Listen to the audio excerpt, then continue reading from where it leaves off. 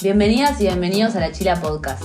Mi nombre es Majo y como siempre me acompañan Ernie y Tommy. ¿Cómo andan, queridos? Buenas, ¿cómo Hola, andan? Majo, ¿Todo ¿cómo bien? andas? Todo bien acá, sí, queriendo pisarte como siempre. Bueno, me alegro que anden bien. Bueno, como estuvimos anunciando en redes, hoy vamos a hablar de espíritus, energías, hechos paranormales, sucesos extrasensoriales o como quieran llamarle.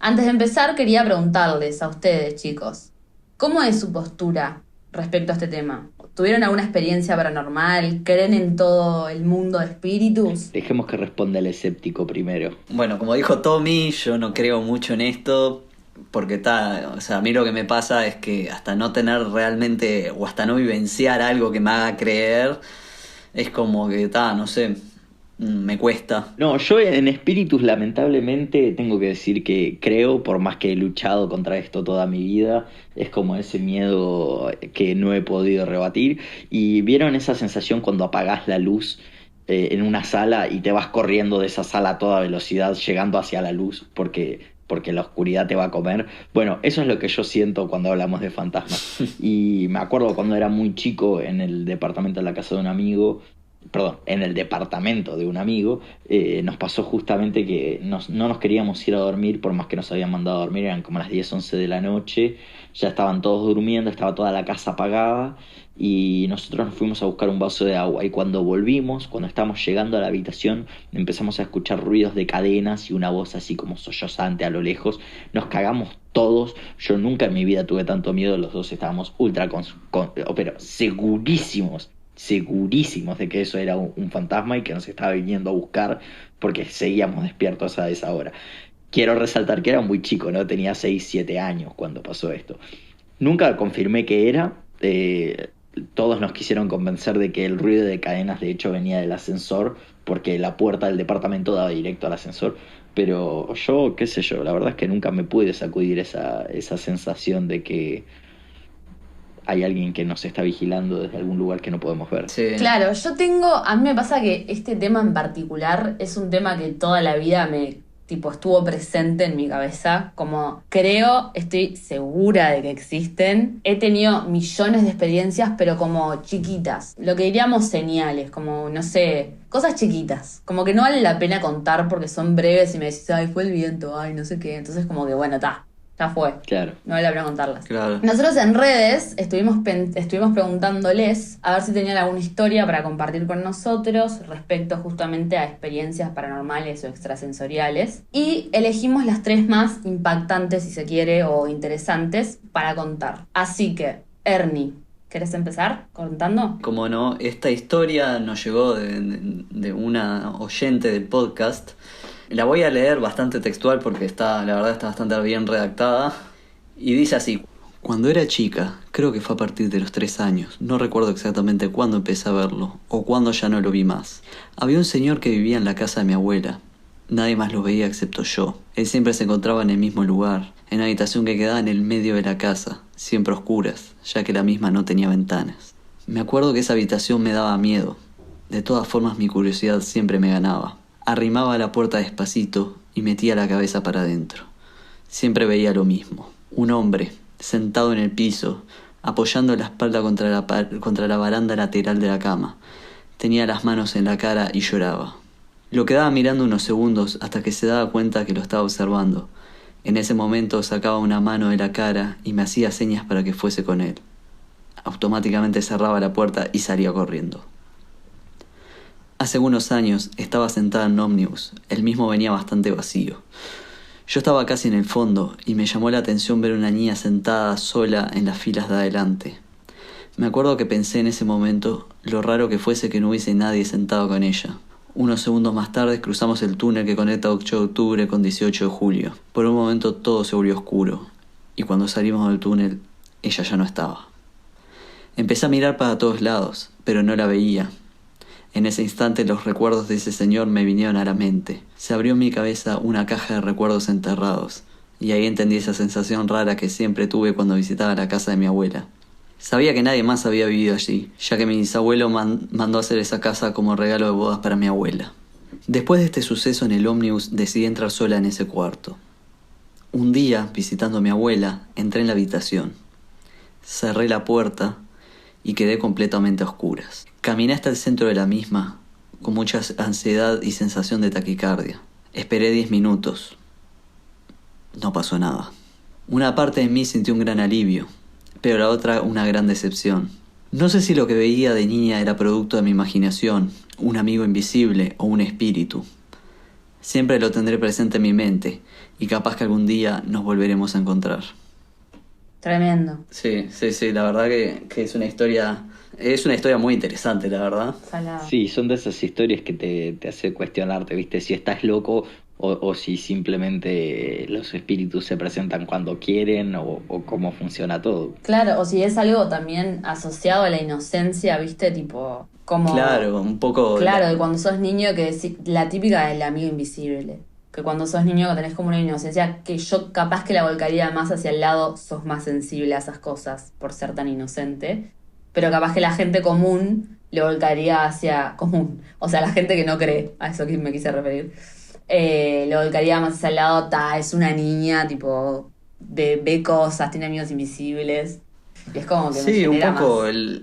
el juego un poco también de la imaginación, ¿no? O sea, Claro. el cerebro siempre es un arma poderosa y cuando sos pequeña o pequeño es como más difícil también discernir un poco entre la realidad y la imaginación, Sí, ¿no? completamente. Pero ves que igual después hay casos que te hacen pensar realmente qué tanto de tu imaginación está entrando y cuánto es psicosis. Tal cual. Por ejemplo, nos lo manda uno de los oyentes también y nos cuenta que estaba una noche en su casa teniendo una discusión con su pareja y la discusión se estaba acalorando un poco y en el medio de la discusión escuchan un ruido de un vidrio rompiéndose.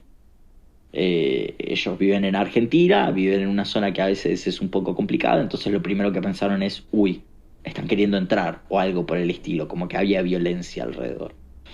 Cuando se acercan a la cocina, que es de donde había venido este ruido, no encuentran nada,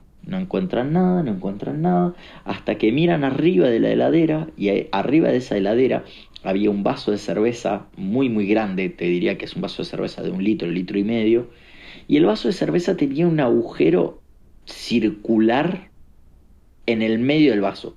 Pero cuando digo un agujero circular, es un agujero perfectamente circular. Que parece que lo hubieran cortado. Claro, como una bala. Claro, como que lo habían cortado así, o como que lo habían hecho así con el dedo, viste, que habían empujado y había salido solo ese circulito. El resto del vaso está intacto. No tiene ni siquiera una rajadura de lo más mínimo. No hay ninguna ventana abierta, no hay ninguna ventana rota, nadie entiende nada. Y bueno, y después de eso, la verdad es que se asustaron tanto que dejaron de discutir. Hasta el día de hoy no saben por qué es. Porque, repito, ellos aseguran que el vaso no tenía nada, que nadie lo tocaba, que ni siquiera es tan fácil llegar a ese vaso porque está al fondo arriba de la heladera. Está arriba de la heladera. Claro, ¿viste? Entonces, nada, cuando esta persona me lo contaba, me aseguraba que en el momento le invadió una sensación de miedo muy grande y después como que lo tomaron como una enseñanza para no pelear tanto porque bueno, nada, es como que lo que sea que haya sido esto, los calmó. Entonces, nada, eso, no perturbar los espíritus de la casa. Tal cual, onda. Fue un espíritu diciendo, chill. Claro. Claro. Así lo tomaron al menos. Otros lo pueden interpretar de otras maneras, pero ellos lo tomaron de esa manera. Entonces siguen discutiendo, pero era un poquito más bajito. Yo lo que más destaco de esta historia es que tenemos oyentes de Argentina, ¿eh? ¡Qué rica! Ay, Hernán. Hernán sigue escéptico, tipo... Nadie le pudo encontrar sentido al agujero de bala en el vaso y Ernie, tenemos oyente argentino. Tipo, ¿no te sorprendió bueno, un poco, boludo? Al final del capítulo va a creer. Bueno, como última historia, tenemos que compartir con ustedes algo un poquito diferente a lo que veníamos diciendo. Bueno, cuando le pedimos a ustedes que nos cuenten sus historias, pasó algo increíble. Sara, una amiga mía, me contó que ella y su familia tienen una casa en la que absolutamente todos los integrantes de su familia tuvieron alguna experiencia paranormal ahí. Entonces ahí Sara nos pone en contacto con su familia como para ver quién estaba dispuesto a contar o quién no, y así es como terminamos hablando con su tía Mariana, que aparentemente es de las que tiene más cercanía a todo lo que es el mundo espiritual o extrasensorial. Y ella no solamente accedió a contarnos su historia, sino que accedió a hacerlo en vivo con nosotros, lo cual es un éxito. Así que vamos a darle paso a la entrevista con Mariana Mariño. Hola Mariana, ¿cómo estás? Hola Majo, ¿qué tal? Ernie, Tomás, ¿todo bien? ¿Cómo estás? Hola, ¿qué Buenas. tal, Mariana? Un gusto tenerte. Muchísimas gracias por la disponibilidad y la buena voluntad de compartir tu historia con nosotros. Sí, la verdad que estamos muy agradecidos. Vamos a ver qué tanta buena voluntad es y cuánto nos quiere asustar, pero bueno, ya lo averiguaremos. Bueno, me gustaría comenzar por tus inicios. ¿Cómo fue el primer encuentro con una presencia o la primera experiencia paranormal, por decirlo de una manera, que tuviste? Ahí va, una especie de percepción extrasensorial, Exacto. digámosle. En realidad no recuerdo muy bien la primera vez, recuerdo muchas veces, pero creo que empezó desde muy chiquitita. Ahora se me vino a la mente otra cosa, hasta te diré de bebé, de estar abajo de un reloj que yo tengo y que mi padre me estuviera haciendo dormir y yo tenía 2 meses y que entrara mi madre a decirle a él, Mariana ya se durmió, y él decir todavía no, y sonaba el reloj abajo. Por algo me regalaron a mí ese reloj, un gong muy antiguo, lo tengo yo acá en esta casa. Ah, Pero en realidad más consciente, tipo 8 años, 9 años, después que nos mudamos a una casa que hace 50 años que es propiedad nuestra. Claro, ahí fue cuando empezaste, a los 8 años fue cuando empezaste como a racionalizar lo que te estaba pasando. Sí, y a ver un poco también, y a sentir, en realidad, a sentir más que nada. Y que sucedieran Sí. cosas y a unirlas. Claro, a interpretarlas de alguna Claro, manera. no es como una reconstrucción, exacto, es como que lo ves y no lo entendés y después con el tiempo decís, pero esto y esto tiene sentido, ¿es así? Porque, bueno, viste que muchas veces en las películas es como, uy, se cayó el vaso y el ventilador, pero no es tan fuerte, tan directo, ¿no? Sí, yo creo que sí, que es eso mismo. Tenés que ir recopilando, hacer una recopilación de los hechos, de lo que te va pasando. Y sí, a veces sucede que son cosas muy fuertes, ¿no? Como que se cae un vaso sin haberlo tocado o estando ahí, ¿no? Claro. También, Como más claro. brusco. Sí. En una oportunidad me sucedió que, siendo muy niña, con 9 años, estábamos en la casa de unos amigos, todos de la misma edad, jugando al juego de la copa. Yo a mis hijos les prohibí jugar al juego de la copa y fue la única vez que lo hice, y después que entendí lo que significaba, nunca más en mi vida, y lo transmito a todo el mundo, que es un juego prohibitivo, porque en realidad movés espíritus, pueden ser muy bajos o lo que sea. Y una vez estábamos solos en la casa, éramos muy chiquititos, y nos pusimos a jugar al juego de la copa, y en eso sentíamos todos como un frío, un escalofrío, y así como que de atrás un cuadro enorme que tenía el dueño de la casa cayó al piso, y salimos todos corriendo para la calle, ¿no? Y de ahí en más, hablando con gente experiente, fue lo que más nos dijeron: nunca más jueguen a la copa. claro. Y bueno, las mesas mediúnicas se hacen con gente preparada, realmente preparada. Exacto, son, claro, y además, sobre todo hablando, o sea, retomando que decías que eran niños, mentes infantiles, inocentes, como que no tienen ningún tipo de preparación como para poder enfrentar algo así. Movíamos nosotros la copa y nos Claro. peleábamos porque alguien movía el dedo, y llegó un momento que dijimos, bueno, pero entonces si está acá hay algún espíritu y se mueve la copa así, que nos dé una señal. Y ahí se cayó el cuadro. Ay, no. ¿Entendés? Claro. Yo te quería preguntar en realidad, porque viste que cuando se habla de estas cosas siempre se tiende a pensar de que pueden ser fuerzas negativas o bueno, situaciones negativas, ¿no? Pero quería saber si también te pasó en la casa, en tu ex casa, alguna, digamos, de estas situaciones que fuera más bien una energía positiva. Bueno, sí, habitualmente los que se manifiestan siempre son espíritus, no son espíritus protectores, son aquellos que quieren mostrar su fuerza estando en otro plano, ¿no? Pero a veces el bien prevalece. Y sí, yo ahora me estoy acordando, mi casa, la casa paterna es de principio de siglo, del 1900. Imagínense una casa de propiedad horizontal, que son una casa encima de la otra, la casa de abajo entras, un pasillo, 4 habitaciones, un patio muy grande con una claraboya. Luego pasás por otro pasillo que vas a una cocina y un baño, que eso sí fue reformado, y vas a un patio abierto con un aljibe. La casa es del barrio La Aguada, ¿no? Que ahí realmente hay varias casas que tienen esa fuerza espiritual. Claro. Así hay varias casas, sí. Y luego la casa de arriba, digámosle, que subís una escalera de mármol muy larga de 39 escalones, si los tendré contados, y es un pasillo grande y todas las puertas a su alrededor, que son 5, 6 habitaciones, ¿no? Y después tenés un baño y tenés un patio semiabierto y un altillo, tiene las dos casas, y la de abajo tiene sótano. A mí las cosas que más me pasaron fue en la casa de arriba, porque ahí viví después de casada, y fue cuando más que nada empezamos a sentir cosas. En realidad toda la gente de la casa, todos los que vivimos allí, tuvimos experiencias individuales y compartidas, ¿no? Desde los más chiquititos, que ya estaban acostumbrados y te venían y te decían, porque allí vivimos los hermanos ya casados y después separados, divorciados y con los hijos, y eran todos escalerita, ¿no? Los nenes, eso era muy lindo verlo, y todos han vivido experiencias así. Una experiencia positiva, por ejemplo, que me traes a colación a tu pregunta.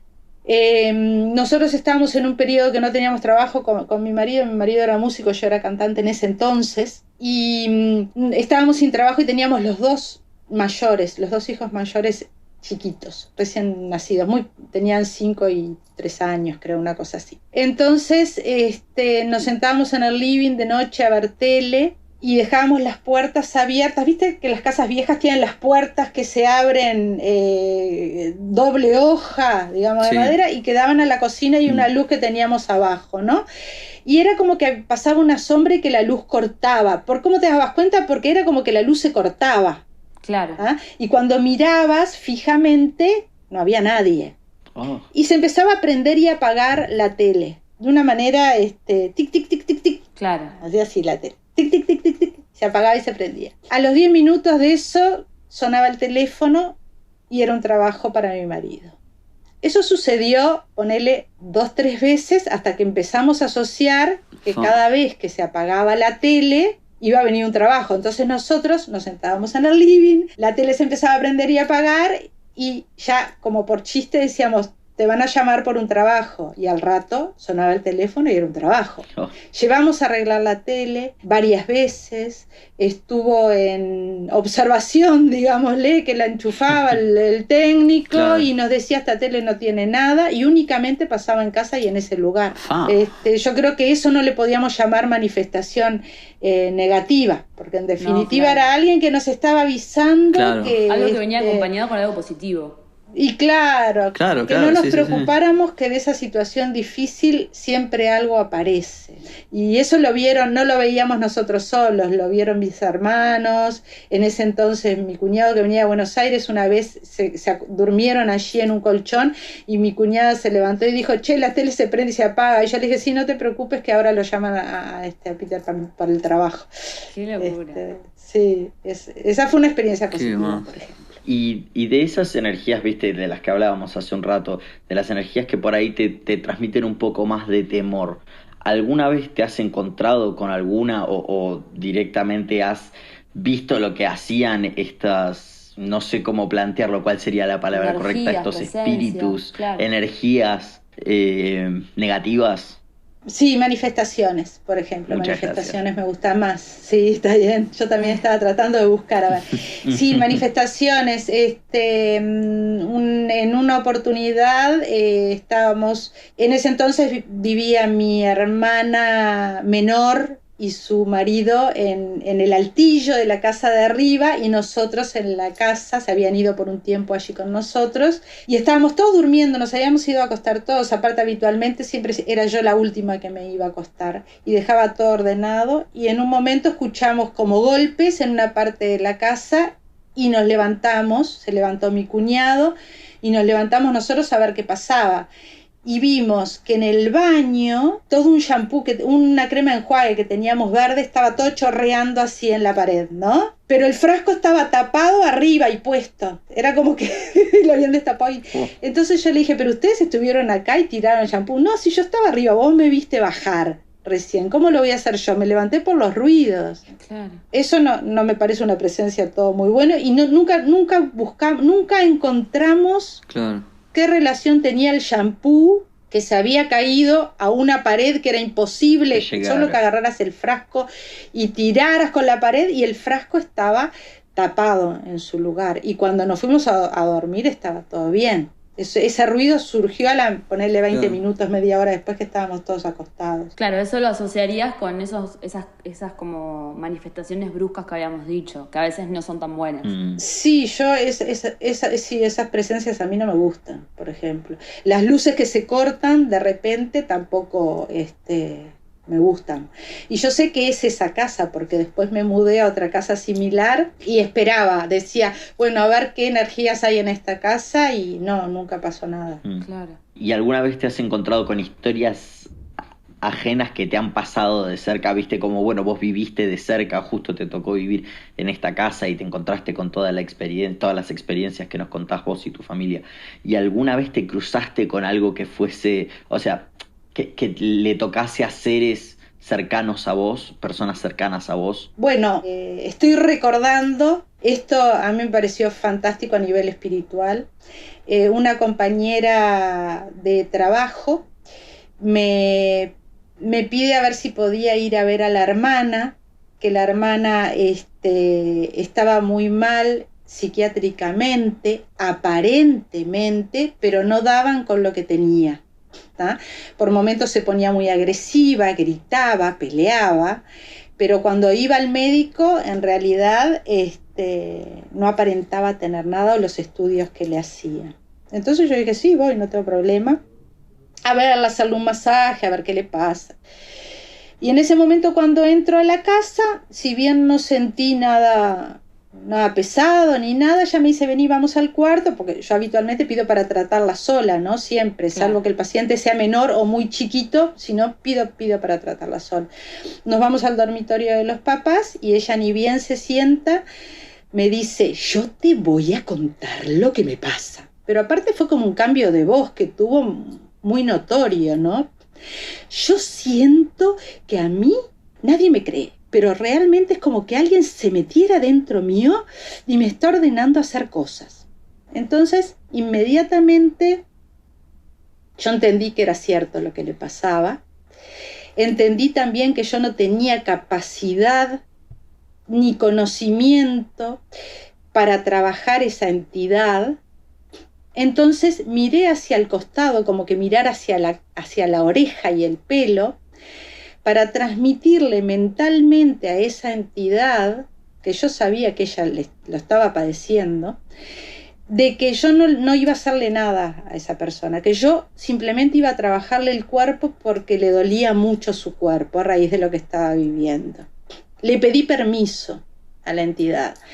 Y trabajé su cuerpo lo más bien, su masaje, no sé qué, que cuando terminamos la sesión me dice, ay Mariana, ya con una voz normal, me dice, ay Mariana, no tengo palabras para agradecerte lo que me está pasando, realmente me siento estupendamente bien ahora. Pasa, le explico, yo iba mucho al centro espírita, Allan Kardec. El centro espírita es una filosofía de vida, no es religioso. Entonces iba mucho a ese centro y pedí ayuda, consulté. En ese momento hacía Magikari yo, pero no me sentía apta para el Magikari, que es también una filosofía energética japonesa. No me sentía apta como para aplicarla, para hacer eso que no sabía que le pasaba a la chica. Sentí más protección a través del centro espírita. Y me dijeron, bueno, que venga el sábado, realmente fue increíble lo que te pasó y lo que sentiste y lo que pudiste presenciar en el cambio de voz, pero la vamos a tratar acá porque habemos un equipo de contención. Ese día, esa chica, el día que se había coordinado, estaba yendo hacia el centro espírita y bueno, sufrió un accidente llamémosle, de tránsito en un momento de histeria de ella, ¿no? Y que eso llevó a que terminara internada en un psiquiátrico. Y nunca llegó a la reunión. Claro, cuando yo me llaman para contarme de que no había llegado a la reunión, yo llamo al centro espírita, explico, y lo que ellos me dijeron instantáneamente fue: no la dejaron llegar, porque saben que acá le íbamos a sacar esa entidad. No pudo llegar. Al tiempo, esta chica sale del psiquiátrico, se va a vivir, alquilan otra casa, porque ahí era la casa de los papás, alquilan otra casa con el marido y el hijo, se van a vivir a otra casa, y después de un tiempito de irse de esa casa y no volver más, nunca más tuvo ningún episodio. Interín tanto, yo seguí con lo mío, me mudo, y como 8 años después conozco una vecina de acá de donde estoy, y ella me cuenta de que, algo que me faltó en el relato, de que esa muchacha veía en la cocina, se le aparecía un pájaro negro que le golpeaba los vidrios que estaban en la cocina, la ventana, con el pico, pero cuando estaba sola. Eso no lo presenciaba nadie de la casa. Era cuando ella estaba sola. Entonces era muy difícil creerle, ¿no? Porque ella decía: se me aparece esto. Y después que cambiara la voz y que tuviera cosas muy raras en su conducta, no lo podían entender como racionalizar, digamos. Claro, capaz que no le dieron tanta bola a eso. Y claro, lo unieron más a una patología, ¿no? Que algo espiritual. Claro. Entonces, años después, cuando me mudo, nos conocemos con una vecina y empezamos a conversar, ¿no? Como cuando uno se empieza a conocer, contar de su vida, qué hace, etcétera, etcétera. Y ella me dice que cuando era muy joven, con 34 años, tuvo creo que 34, sí, pero en ese entorno, hizo una ACV. Y yo le dije: qué joven hiciste la ACV, no sé qué. Entonces me cuenta de que en ese entonces vivía en una casa, que todos los días le pasaba que cuando quedaba sola, su marido se iba a trabajar, su hija se iba al colegio, le empezaban a como mandarle mensajes a la cabeza.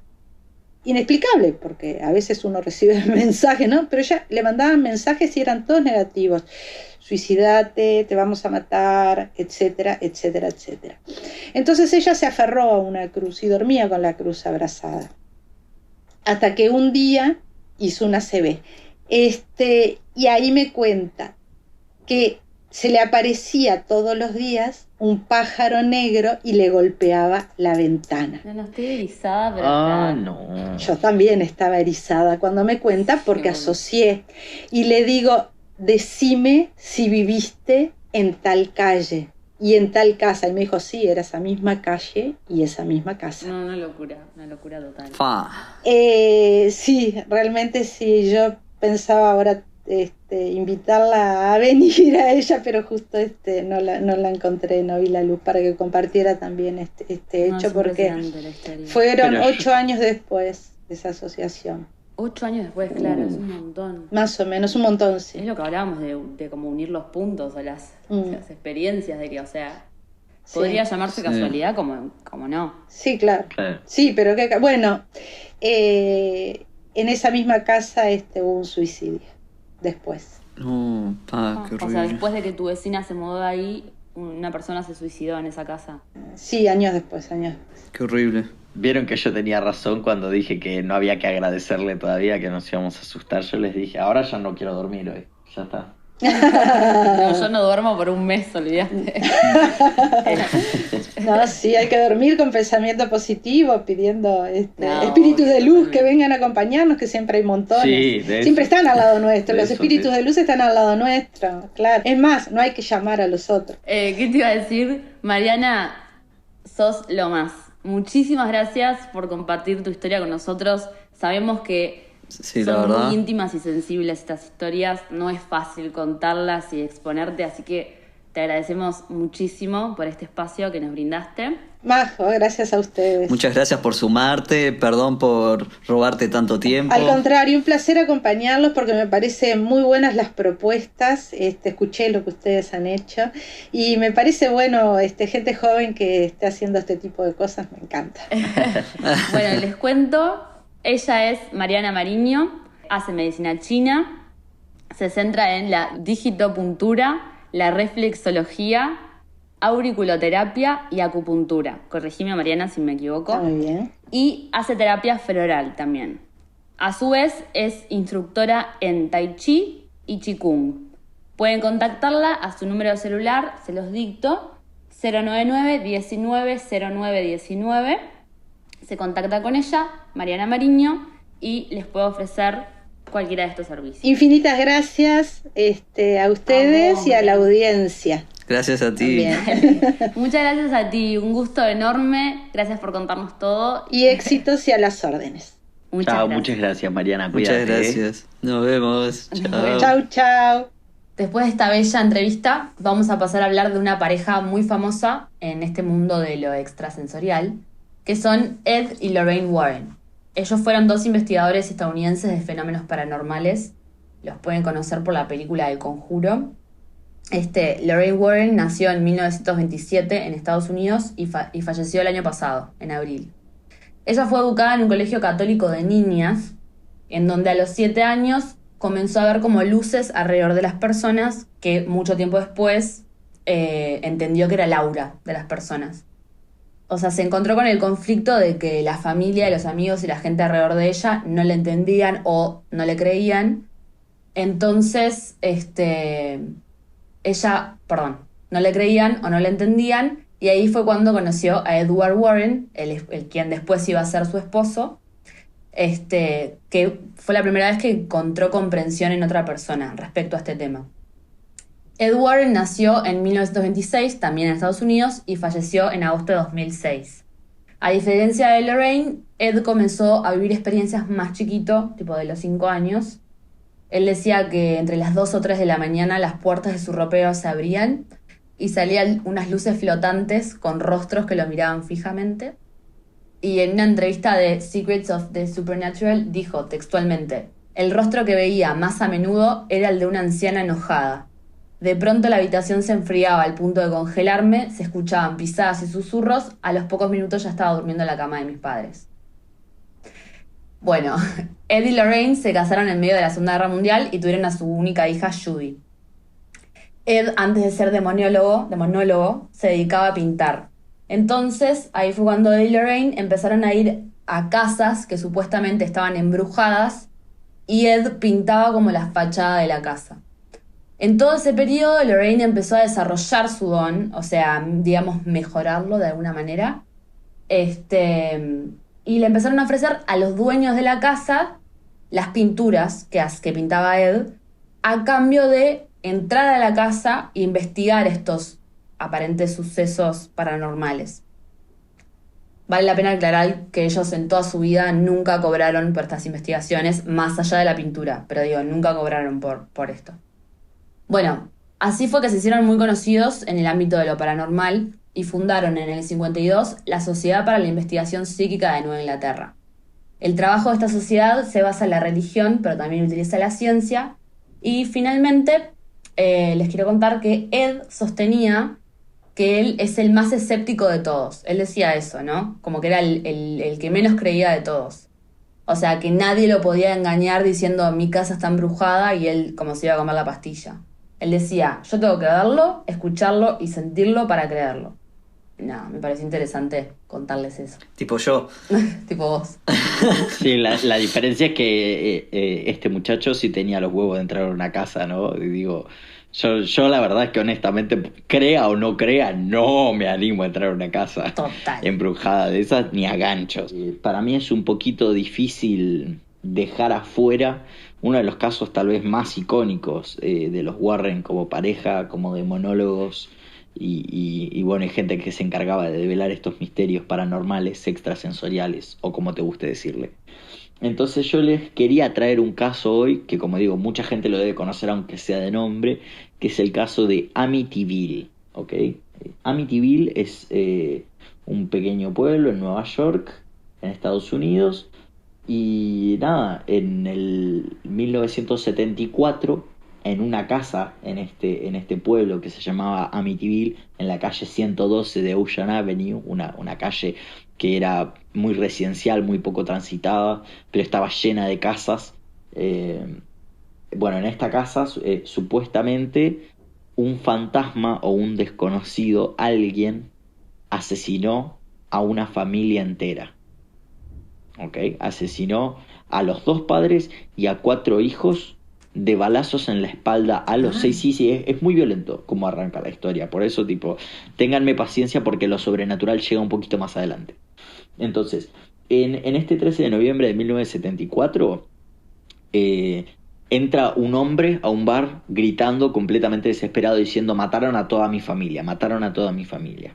La gente del pueblo horrorizada va hacia esta casa en 112 Ocean Drive en Amityville y se encuentran con toda la familia de este hombre, es decir, los 2 padres, el padre y la madre más los 4 hermanos que tenía, todos asesinados boca abajo en sus camas con un solo disparo a cada uno en la espalda. ¿Ok? Entonces, cuando el hermano sale, la persona esta, el hijo de la familia, el hermano de la familia, depende de cómo lo quieras ver, sale a contar la historia, no lo tenían como el sospechoso principal hasta que encuentran en las alcantarillas, a unas pocas cuadras de donde había sucedido todo, encuentran una bolsa de ropa ensangrentada y balas que coincidían con el calibre de las heridas de esta gente. Esta ropa y estas balas, ¿a quién pertenecían? Al hijo que había sobrevivido, ¿ok? Esta familia era la familia Defoe y el hijo que había sido acusado era el hijo Kevin Defoe, ¿ok? No tiene nada que ver con William Dafoe, el actor, no tiene nada que ver, así que quédense tranquilos. Por más que parezca un trastornado, vieron que tiene cara de loco, no tiene nada que ver con esto. Entonces, bueno. Lo amamos. Sí, siempre, siempre. O sea, ese señor tiene todo mi respeto y mi amor porque honestamente te hace desde el Duende Verde hasta Van Gogh y la quema en todas. No tiene punto medio. La familia Defoe fue asesinada, este hombre fue a juicio y cuando le están haciendo el juicio lo acusan a él de haber asesinado a todos y lo mandan a 3 cadenas perpetuas, basados en que este tipo había tenido ya problemas con drogas y que tenía un historial criminal acotado, más que nada de robar y un poco de violencia, pero nunca había asesinado a nada. Pero tenía. Claro, entonces entre eso y las drogas, el jurado como que ya se tiraba para el lado culpable y se terminó de condenar a esta persona cuando en pleno juicio Kevin Defoe reconoce que una voz le decía cada tanto desde la oscuridad que los iba a matar a todos en su familia cuando él no estuviese. Y bueno, sorpresa, sorpresa, cuando él no estaba, entre comillas, murió la familia y cuando él llegó es que los vio a todos muertos y se fue corriendo al bar a pedir ayuda. Entonces, como ves, vamos mojando nuestros dedos en la orilla de lo paranormal. Y bueno, nada, cuestión que hasta ahí se mantiene como un simple caso, bueno, simple, perdón, vamos a respetar un poco, se mantiene como un caso bastante fuerte, pero nada fuera de lo normal. Y aquí es donde se empieza a poner interesante. El 8 de diciembre de 1975, es decir, ni siquiera apenas un año después de todo este incidente, la familia de los Lutz, que eran cuatro personas, eran 2 padres, una niña y un niño, preadolescentes jóvenes, deciden mudarse a esta casa. Ellos consiguen esta casa por alrededor de $80.000, siendo una casa que estaba tasada en más de $200.000 en un principio. Por lo que había pasado. Esta es una casa que se construyó en 1925, ¿entendés? Claro, se devalúan. Claro, entonces uno se imagina, pero una casa construida en 1925 con tanto tiempo y que sea tan grande, porque es una propiedad muy muy grande esta, que después se fue vendiendo por terrenos, era una estancia que se fue vendiendo por terrenos y ahí se fue como urbanizando la zona hasta el día de hoy, que es un barrio normal.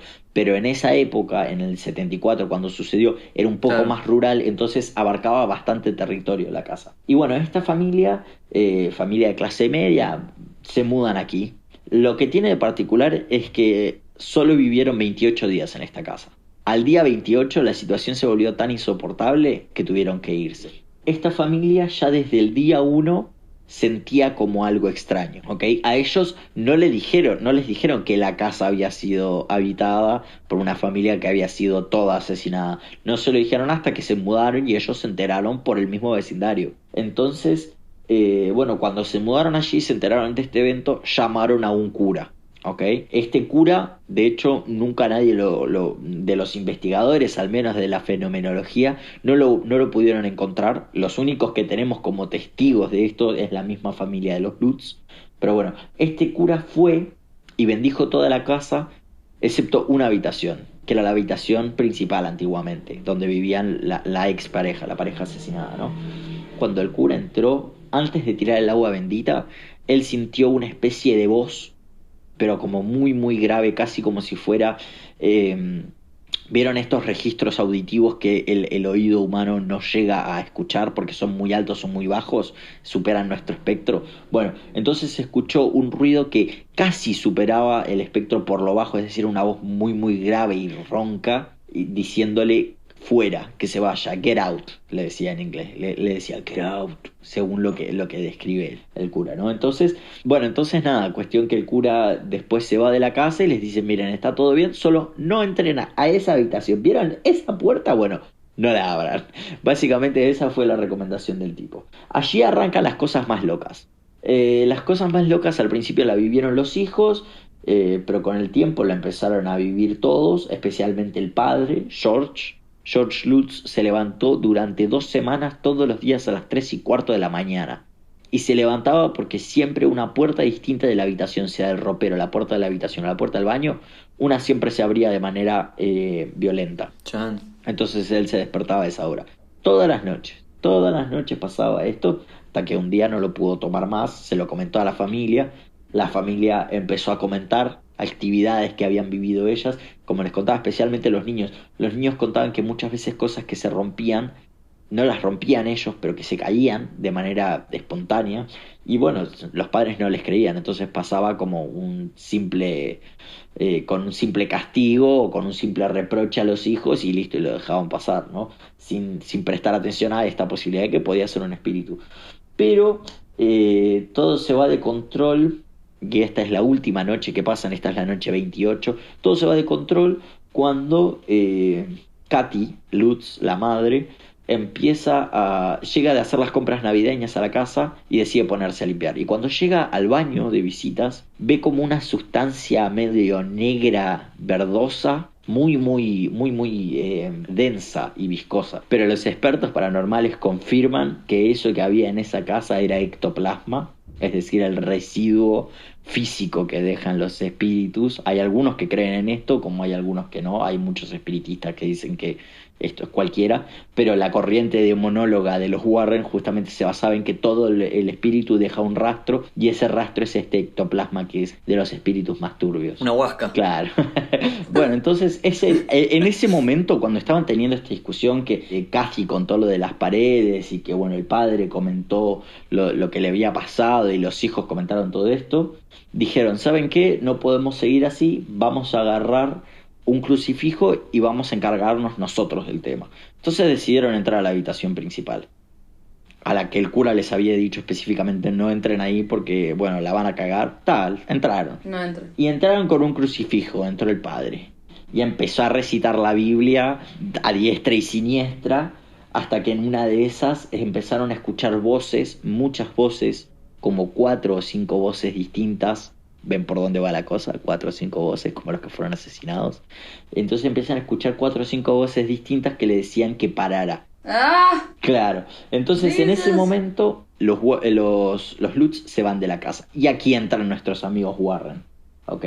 20 días después de que sucede toda esta locura, los Warren se enteran del caso por una periodista local que ya había trabajado con ellos en el pasado, y les dicen que vayan a echar un vistazo a la casa, porque la verdad es que era bastante extraño todo. Entonces los Warren van, y lo primero que sucede en la casa es que cuando Lorraine Warren, como le quieran decir, se desmaya apenas entra a la casa, ¿ok? Y esto ya al esposo le parece inusual, porque según el recopilado de algunos sitios, la esposa solía desmayarse cuando estaba enfrente a mucho distrés por parte de estos seres extrasensoriales, ¿no? Entonces como que se desmayara ya de entrada es algo muy raro. Claro, es como que había mucha actividad. Claro, exacto. Y mucha actividad negativa, exacto. Entonces, Claro. estos tipos, los Warren, como bien contaba Majo hace un ratito, son reconocidos por extraer demonios. O sea, son exitosos en lo que hacían de limpiar las casas, por así decirlo. Esta es una de las pocas casas que nunca pudieron limpiar. Yo me mudo de casa, me mudo de país. Tipo, me alejo de continente. No, seguimos así, ya fue. Entonces, para terminar, porque se me fue excesivamente larga esta anécdota, en 1976 la investigación de los Warren continuaba a inicios, ¿ok? Y esta es la única evidencia que se tiene, evidencia fotográfica que se tiene de la casa. Y esto es real porque yo dije, nada, no puede ser, esta no puede ser la casa, no puede ser, esto es mentira. Y me puse a buscar y efectivamente es una foto de la casa en la cual ya no hay nadie habitando en esa casa, pero cuando sacan la foto, que es de un segundo piso, se ve a un niño asomándose por la baranda y tiene los ojos brillando. Ahora, eso yo le dejo ahí, el que quiere cree. Ah, yo conozco esa foto. ¿Viste? Es famosísima. No, se me están llenando de lágrimas los ojos a medida que lo digo. Pero esta foto es real. Ahora, pudo haber sido armada, porque recontra pudo haber sido armada. Esto lo analiza cada uno como quiere.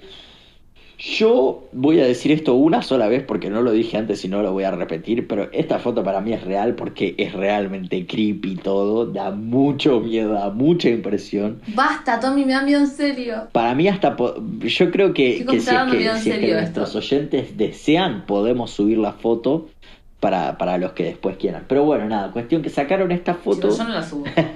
Sacaron esta foto y una vez que pudieron recuperar sus pertenencias, los Lutz decidieron vender la casa, ¿ok? Ese año, en 1976, la casa se vendió por $950,000. $950,000, exacto, subió más del 100% de su valor, ¿ok? Entonces, una locura, y obviamente lo compraron fanáticos del espiritismo. En 2010... la casa fue puesta a la venta de nuevo porque la señora que vivía allí no quería nada más que ver con la casa y se negó a dar historias. Entonces, desde el 2010 que esta casa está a la venta, hasta el día de hoy. La inmobiliaria Zillow la tiene a la venta hoy por $850,000, ¿ok? Entonces, el que quiera gastarse $850,000 para pegarse el cagazo de su vida, ya sabe dónde hacerlo. Poner un poquito más porque son los costos del pasaje de ir de acá a Estados Unidos, ¿no? Pero $900,000 ponele y te gastas toda la plata y te cagás encima el resto de tu vida. Literal prefiero quemar la plata. ¿Cómo queda ir a grabar ahí? Dejate de joder. Ah, y esperen, fun fact, este terreno tiene todos los clichés, es decir, cementerio indio en el cual enterraban a los locos y enfermos, estaba dentro de la propiedad.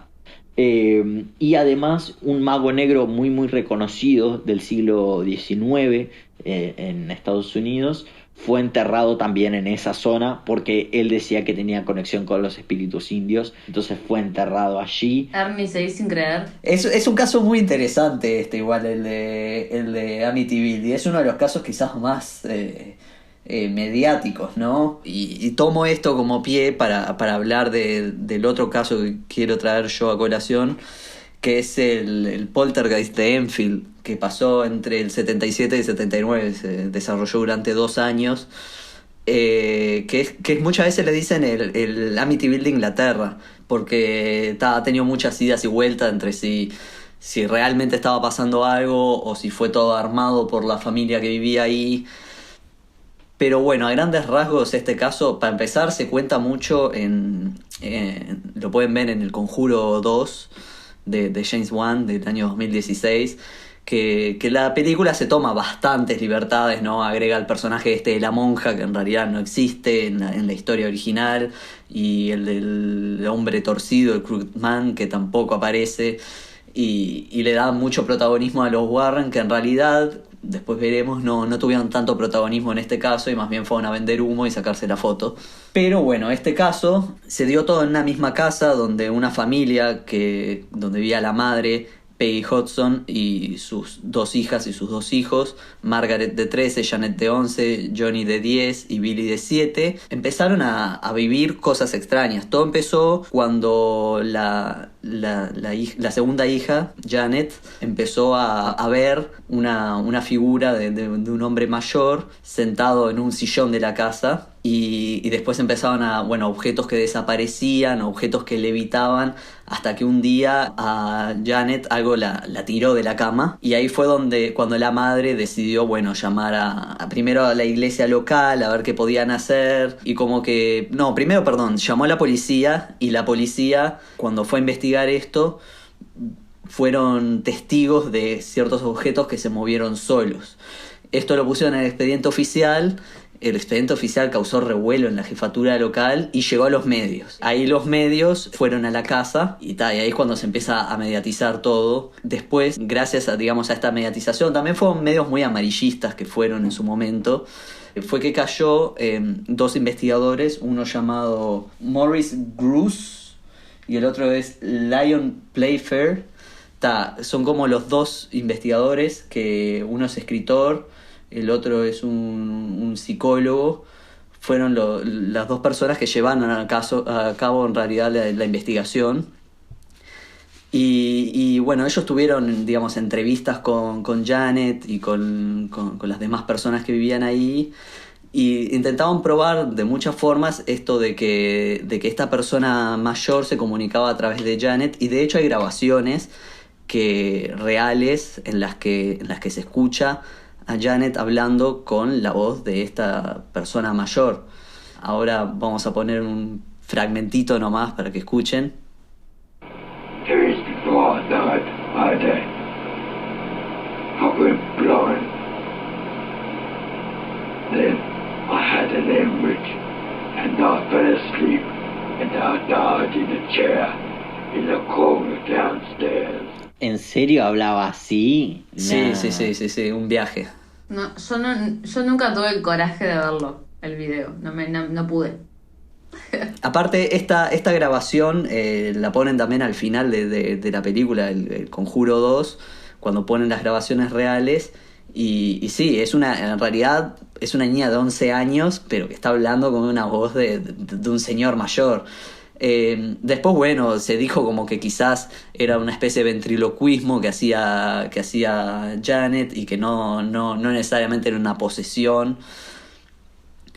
Pero el caso siguió extendiéndose durante el tiempo, y las investigaciones siguieron, pero es como que las pruebas que empezaron a aparecer tampoco convencían a todo el mundo, porque algunas de las fotos que aparecían, por ejemplo, de Janet levitando, perfectamente se podían ver como que ella estaba saltando de la cama. O sea, estaba a una altura que podía perfectamente ser un salto. Y lo mismo, con esto de la voz, se notaba que cuando hablaba esta persona que se llama Bill, que en la grabación lo que dice cuenta cómo se murió con una hemorragia cerebral mientras estaba sentado en el sillón mirando la tele.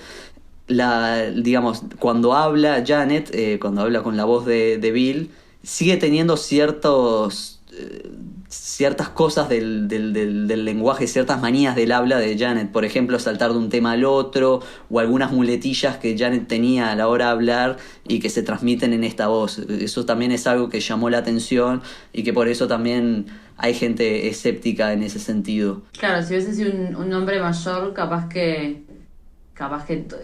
todo el tema muletillas, o sea, no comparte el mismo lenguaje que una niña de 11 años. La misma forma de hablar. Y algo que pasó es que al irse viralizando todo eso, la familia fue bastante acosada también. Si bien había gente que las apoyaba, desde la iglesia local enviaron curas para hablar con la familia, una familia católica. Los medios tergiversaron mucho todo. Las chicas eran acosadas en el colegio, eran la poseída por el diablo, o la familia freak de la casa encantada. Claro. Pero en esto de que se fue, mediatizando tanto, es que terminaron cayendo los Warren. Le llegó la grabación como eso también se puede ver en la película, le llega la grabación y deciden ir. Y están ahí y comparten unas cuantas semanas con la familia, entrevistan a Janet, entrevistan a la madre, sacan fotos y al final, digamos, ellos nunca pudieron confirmar de por sí si realmente había pasado algo o no. Años después, en su libro, Ed dice como que él siempre, digamos, en la atmósfera, tanto él como Lorraine sentían que estaba pasando algo, pero a la hora de llevarlo a las pruebas jamás pudieron realmente comprobarlo, ¿no? Y dejaron el caso, ¿no? Y después se fue a apagar. Lo último que hicieron fue que no fue los Warren como se muestra en la película, sino los investigadores originales, ¿no? Bruce y Playfair, fue finalmente pedir a la iglesia que venga a santificar la casa, y después de eso se supone que las cosas se minimizaron. Según se dice, igual siguió habiendo actividad hasta 2003, que Peggy Hudson seguía viviendo ahí, la madre de la familia, que falleció, y después se mudó una familia que solo vivió 2 meses en la casa y se fueron porque dijeron que habían ruidos extraños, que veían cosas raras y que de vuelta habían cosas que se movían y no se quedaron y se fueron a la mierda después de 2 meses. Eso no lo sabía. Sí, eso está interesante. Lo otro que también está interesante es que en esa casa realmente vivió alguien llamado Bill Wilkins, que murió de una hemorragia cerebral, y esto lo confirmó el propio hijo de Bill Wilkins, que después de que su padre murió, tipo, vendió la casa y se la vendió a esta familia, pero nunca les había contado la historia, y no es como hoy que podés encontrar, digamos, esa información en internet, ¿no? Googlearlo, claro. Entonces era raro que una chica de 11 años tuviera toda esta información y tan detallada, tipo cómo murió, como para que lo cuente. Y son cosas que... Es un caso que siempre llamó la atención, ¿no? Pero para mí lo más terrorífico del caso, o sea, digamos, lo más horrible del caso, no es esta parte de espíritus y de voces y de posesión, sino para mí es un poco lo que había detrás. O sea, yo desde mi lado escéptico lo veo también un poco como el grito un poco de ayuda de una familia que no la estaba pasando bien. Peggy estaba complicada en el laburo, era una madre trabajadora que mantenía una familia de 4. Y tenían un padre ausente que se había ido con una señora X y no les pasaba pensión alimenticia, y bueno, desde un lado psicológico también siempre se apuntó a que podía ser un poco de pedido de ayuda tanto de Janet como de la familia en sí, porque más de una vez habían quejado con el gobierno de turno pidiendo, bueno, que le pasara. O sea, primero se quejó con el exmarido no le pasaba la pensión alimentaria, fue a quejarse, digamos, con las autoridades pertinentes, nunca les dieron bola, la casa se estaba viniendo abajo, ella estaba muy complicada. Claro. Y como que, bueno, esa también es, para mí es lo más complicado de todo, ¿no? Es esta situación que estaban viviendo, que más allá de las cosas paranormales, era una situación horrible que estaban viviendo, y que psicológicamente y emocionalmente te puede generar un montón de cosas.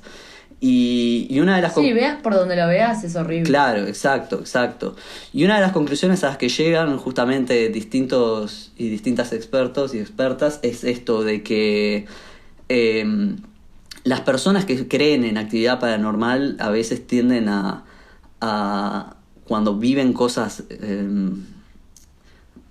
cuando viven cosas que no pueden explicar así nomás en el hogar, tienden directamente a ir a esa solución, digamos, a esa respuesta, dejando de lado otras cosas. Y que es un poco también lo que decía muchas veces Ed Warren, que vos misma contabas, que primero que era el más escéptico del matrimonio, que primero buscaba una razón antes de ir por el lado paranormal. Pero bueno, es este caso paranormal que llamó mucho la atención en su momento, y que también fue muy adaptado, así como el caso de Amityville, en muchas series, muchos programas de investigación. Y bueno, la película esta, ¿no? El Conjuro 2, que es, digamos, su adaptación más conocida y a la vez es la menos fiel a la historia, ¿no? Dándole más protagonismo a los Warren. Pero algo que está bueno de la película es que también te marca bastante eso, ¿no? Las dificultades más tangibles que estaba viviendo esta familia, ¿no? El drama familiar interno, que era muy complicado. ¿Verdad o chila? O sea, ya te digo, de mi visión escéptica yo lo veo como una familia estaba pasando un muy mal momento y estaba a los gritos pidiendo ayuda. Bien, bien, bien, buenísimo, porque yo lo único que escuché fue fantasmas, fantasmas, fantasmas, correr fantasmas. Me gustó la historia. Sí, total. Este es menos violento, ¿no? No, Tipo, no. ¿por qué una familia pediría ayuda con una niña hablando como un hombre de 80 años? Tipo, Sí, está bien, eso no lo sé explicar, pero está. Este caso por lo menos no tiene la violencia del caso que nos trajo Tommy, que era un poco más monstruoso, ¿no? Sí, no creo que se puedan comparar más allá de estas cosas de que fueron casos muy mediáticos, ¿viste? Que era lo que siempre agarraban los Warren. Bien, para cerrar el capítulo, vamos a empezar el debate. El debate es sobre la serie The Haunting of Hill House, que la eligieron ustedes, como siempre, o La Maldición de Hill House en español. Es una serie del 2018, está distribuida por Netflix, o sea, la pueden ver en Netflix. Ernie la vio ayer, o anteayer. Dirigida por Mike Flanagan y es estadounidense, es una serie estadounidense. Así que le damos el comienzo a este debate, chicos. ¿Qué piensan en líneas generales de esta serie? A mí me gustó, y eso que yo no soy fan de las series, así que me parece que que tiene un muy buen guión, audiovisualmente está muy bien, y para mí personalmente, esto es una apreciación personal, para mí es el mejor trabajo de Flanagan, que de él ya había visto Oculus, que es de 2012, que no me copó mucho, aunque esta serie tiene cosas de Oculus. A mí tampoco me gusta. Y vi Doctor Sleep, que es la secuela, digamos, la adaptación del libro de Stephen King, que es secuela del Resplandor. Y no me gustó Doctor Sleep, salvo cuando recrea las escenas de The Shining de Kubrick. Bueno, acá voy a discernir con el Ernie de manera total, porque para mí reivindica todas las cagadas que se manda Kubrick en The Shining, y cualquier persona que me esté escuchando esto y me contradiga no tiene ni idea de nada de la vida, punto. Eterno. Sí, porque ya no hay discusión en esto para mí. Pero sí, en cuanto a The Haunting of Hill House, también, en este caso no creo que podamos diferir mucho con el Ernie, porque siento que es una gran serie, me gustó mucho. Y tengo algunas críticas para hacerle, pero en líneas generales me parece que es algo que no se venía haciendo, y siento que le dio un aire fresco a un género que lo vemos tambalear todo el tiempo, que es el terror, ¿no? Bueno, ya que te metiste en ese terreno, les pregunto, ¿de qué manera sienten que se aborda el género terror en esta serie? Sobre todo comparándolo, como decías recién, con el resto de películas o series de terror que conocemos. Para mí se aborda de una forma más seria y bastante bajada a tierra, de hecho, por más que hay apariciones de espíritus, y de hecho, tipo, hay pila de planos donde hay fantasmas escondidos y espíritus y manifestaciones en reflejos y todo eso. Pero está bastante bajado a tierra, sobre todo lo que, digamos, las secuelas que estas manifestaciones que vivieron de pequeñas y pequeños, tipo las secuelas psicológicas que han tenido a la hora de ir creciendo, ¿no? Y que de grande se les nota, o sea, uno terminó en la droga fuerte, o sea, tipo, realmente en ese sentido para mí lo trabaja de una forma muy seria y no cae en el típico cliché, ¿no? de los jumpscares, ¿no? De que te salta algo y te asustás, sino que el miedo lo construye de forma más lenta y realmente por lo que viven los personajes, ¿no? Claro, más real. Igual me parece, sí, pero igual me parece que al final del día para mí en realidad es un drama familiar con tintes de terror. Es un foco interesante ese, la verdad es que no lo había pensado, porque yo me la pasaba mucho tiempo con la mano tapándome los ojos, así que no sabía mucho qué pasaba en la serie. No, mentira, pero sí, la verdad es que planteándolo así tiene sentido, es como un drama con ese agregado de terror. Pero igual a mí me gustaría considerarlo terror. De hecho, si vos te fijas en internet te va a decir género terror, y yo le pongo terror 100%, así que no vamos a estar del todo de acuerdo, pero para mí es como terror con tintes de drama, porque al final toda la historia se centra en la casa y lo que busca hacerte esta historia es que la pases mal.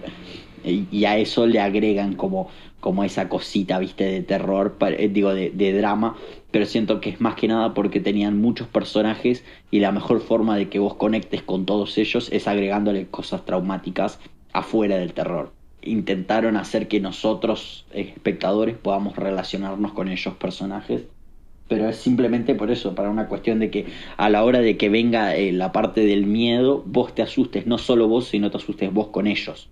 ¿Entendés? Como que compartan esa misma sensación. Claro, estoy de acuerdo, sí. A mí lo único que me decepcionó igual un poco, y me acordé ahora con tu comentario, estuve tapándome los ojos todo el tiempo, es que cuando fue elegida esta serie, gente me comentó como que me iba a cagar hasta las patas. Y entré con esa mentalidad, tipo, voy a ver algo que me dé miedo, Yo te porque dije que la no. película de terror no da miedo. No, vos no, pero gente, oyentes y gente cercana, ¿no? Me dijo eso.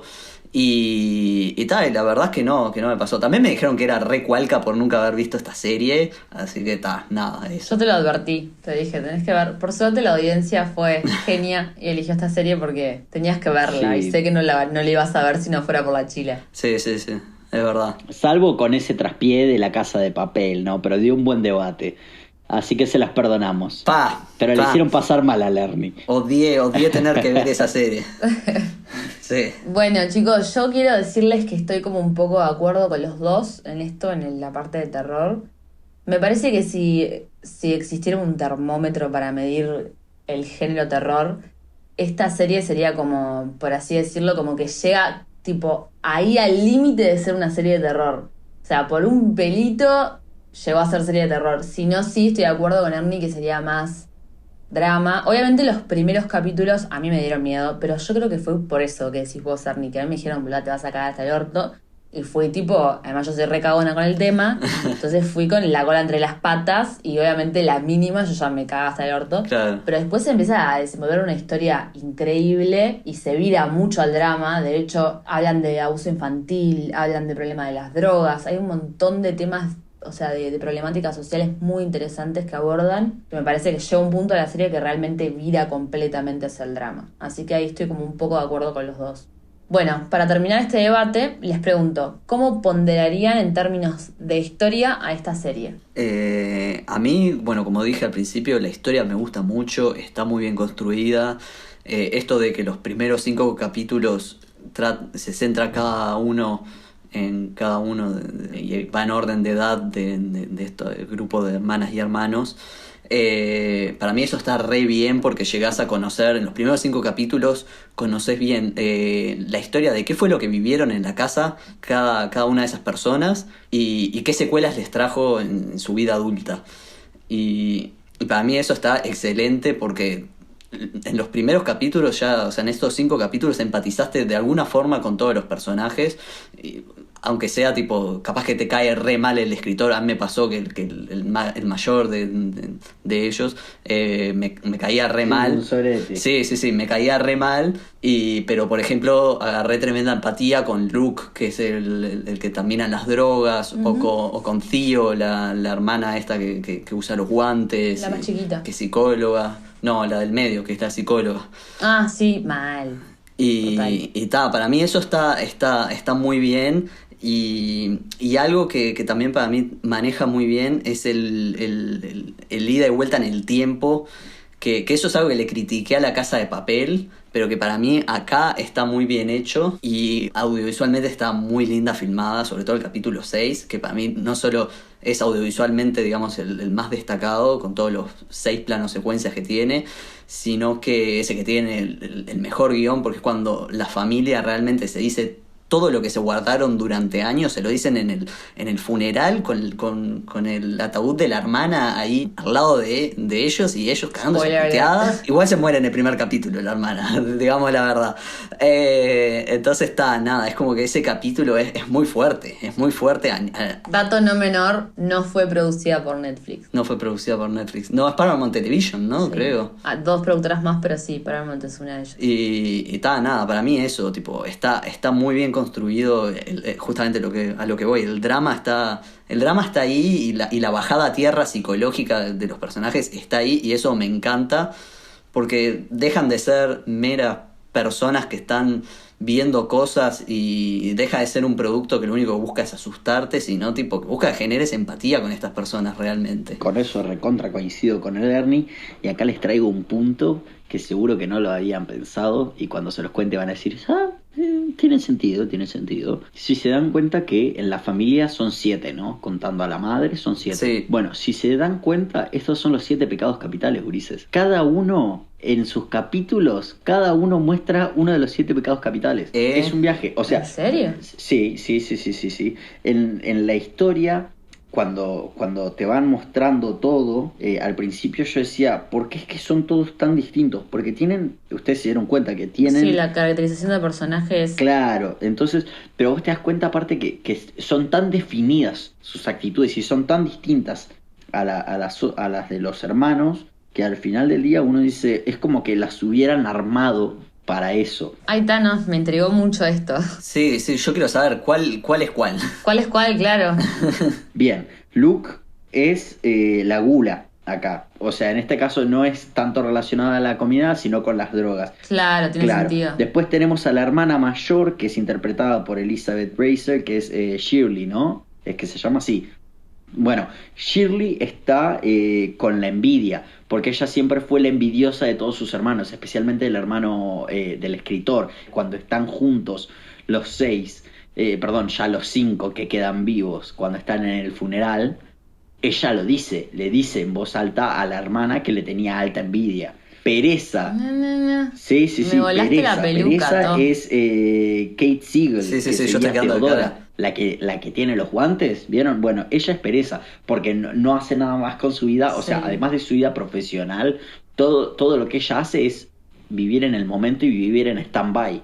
Nada de lo que hace es fructífero, entonces vive así. Y bueno, y como les digo, posta, van a encontrar en cada uno un personaje. El padre es la avaricia, porque prefiere seguir haciendo la casa y construir la casa y terminar la casa, que es parte de lo que disuelve la familia. E Ira es la madre. Cuando está viva, Ira es la madre. Esa está clarísima. Claro, entonces, ven, después si quieren les hago, cuando ya terminamos con el podcast y si les interesó de lo suficiente, les hago un esquema más detallado, pero yo cuando leí esto no lo podía creer, y es un viaje, porque la verdad es que calzan de manera perfecta. Posta no me lo esperaba. Qué viaje, sí, yo no tenía ni idea. Hay un concepto en lo que es escritura de guiones y escritura de productos audiovisuales, que hay algunos que usan, que es el higher concept, el concepto mayor, ¿viste? Entonces es como que siento que toda la historia nace de este concepto mayor, y usan el género casita embrujada para bueno, desarrollar esta historia que para mí es maravillosa. Sí, estoy de acuerdo. Sí, estoy de acuerdo con los dos. Me parece que esta historia, o sea, el guión es increíble. Ya de pique cuando Ernie no la había visto, Hernán, por favor, mira esa serie, el guión es una locura. Esa sensación de no explotar un recurso audiovisual para saber que estás hablando del flashback es increíble. Como para cerrar un poco, me parece que esta serie es increíble y Sí. el guión es como el fuerte más grande, junto con las fotos, Sí. que también los planos secuenciales son una locura. Y tiene, déjame agregar unas cosas de montaje también que están muy lindas. El montaje está muy cuidado. Y después de ver esta serie, en realidad entiendo bastante por qué después Mike Flanagan terminó haciendo Doctor Sueño, ¿no?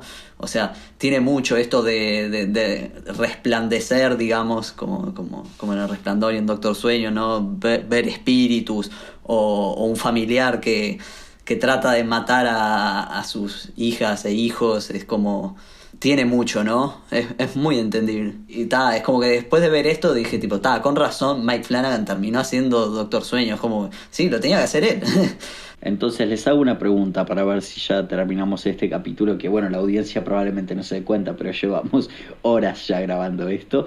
Así que para terminar este debate les hago una preguntita. Si le tuviesen que poner un puntaje sobre 10, ¿cuánto le ponen a la serie? Como gusto personal, 9. ¡Ujú! O 9,5, ponele. A mí me volvió la peluca. Yo 8,5 ponele. Me gustó mucho, la verdad. Es muy buena. Realmente es una serie que no tiene nada malo. O sea, no tiene nada que digas, me puedo parar a criticar Claro. desde acá, ¿viste? Sí. Como a nivel técnico, ¿no? Perdón, siempre voy a lo técnico, pero a Sí, nivel sí, sí. técnico. No, pero a ver, si es que eso es lo que Es revisás. la verdad, realmente es muy redonda. ¿Vos qué puntaje le das, To? Y yo la verdad es que pensé que iba a ser el que le iba a poner el puntaje más alto, ahora me doy cuenta que ese es el más bajo. Yo le pongo 8 porque me gusta, me parece que es una idea que no es nueva y por eso le pongo 8. Siento como que recicló pila de cosas, Claro. pero Bueno, es una adaptación claro, a una novela. verdad, tendríamos que haber resaltado eso antes. Bueno, genial. Gracias, chicos, por sus opiniones al respecto. Cerremos el debate, cerremos el capítulo, que fue un placer hacerlo, pero hoy claramente no voy a dormir. Así que bueno, como siempre en los finales recomendamos una artista y una película. La artista que decimos recomendar es Sara Badalov, que su Instagram es saru.abcortad, que es justamente la que mencioné más al comienzo, que es la que nos dio el contacto con Mariana, a quien entrevistamos. Ella es una fotógrafa increíble, así que si la pueden seguir, acuérdense, saru.abcortad. Ese es su Instagram. Y la película que vamos a recomendar es Ojos de Madera. Es una película nacional de 2017, realizada en coproducción con Argentina y Venezuela. Está dirigida por Roberto Suárez y codirigida por Germán Tejera. Y la protagonizan Pedro Cruz, Florencia Zabaleta y César Troncoso. Esa película está completa en YouTube, así que pueden acceder fácilmente por ahí. Les va a gustar mucho. Y bueno, les contamos que el próximo capítulo va a ser de sueños. Estamos los tres muy ansiosos porque amamos el tema, así que no se lo pierdan. Y vayan despabilados. Vayan despabilados totalmente. Duerman, sueñen. Sí, sí, sí. Bueno, nuestras redes, como siempre, nos pueden seguir en Spotify, YouTube, Instagram, Twitter y ahora tenemos Letterboxd también. En todas las redes somos La Chila Podcast, así que nos pueden seguir. Siempre buscamos sus recomendaciones y intentar hablar de lo que a ustedes les interesa. Así que por favor síganos en redes y interactúen con nosotros, que a nosotros nos interesa un montón. Les recordamos que la música original está hecha por Santiago Blanco. En Spotify lo pueden encontrar por S Blanco. Hace poquito estrenó su nuevo disco Somni Ritual, así que vayan y bichen, que está muy bueno. Y nuestra productora y postproductora de sonido, Irene Aguerre. Así que bueno, chicos, un placer este capítulo. Espero que ustedes puedan dormir. Yo no voy a poder. Sí, una mezcla de placer y dolor. Total, tipo de morbo, pero al mismo tiempo no sé que nunca más voy a dormir. Yo voy a dormir tranquilo. Bueno, Majo, ya era, lo que hacemos es, nos desvelamos toda la noche, pero no paramos de mandarle mensajes a Lerny, cosa que él tampoco pueda dormir. Amo el plan. Bueno, chicos, muchas gracias por escuchar, como siempre. Nos vemos el próximo capítulo y nada. Ernie y Tommy los amo. Chau, muchos abrazos a todos, cuídense, duerman y aliméntense bien y no se olviden de lavarse las manos en la pandemia. Chao, gracias a todos. Chao.